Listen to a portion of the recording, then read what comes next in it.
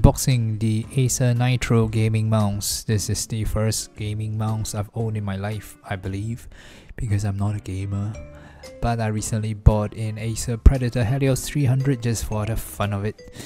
And the kind gentleman gave me a free mouse. Not too bad. So let me unbox gaming mouse.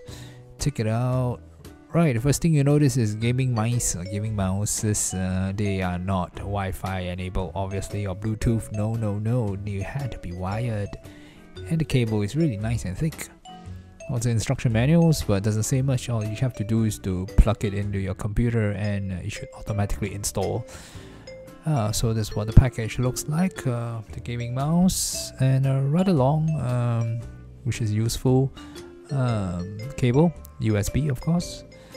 Alright, now this is my Predator Helios, and I'm now going to connect up my gaming mouse. Yes, and then of course, because it's a gaming mouse, it must have nice lights. So yep, you can see the light all up when you plug it in. We can't really see the lights because I have this selfie stick light. Maybe I shall have to switch it off so you can see the lights more brightly one day. But never mind, you get the idea. Oh yeah, something like that. Yep, nice, new, neat. I'm no gamer, but maybe I'll become a gamer. Wannabe gamer. Ha ha ha. I don't know how many buttons are there. I've never used a gaming mouse before, but I see a fire button on the left side. Cute. I must find some first person shooter games. So they can fire maybe. Alright, let's see where else.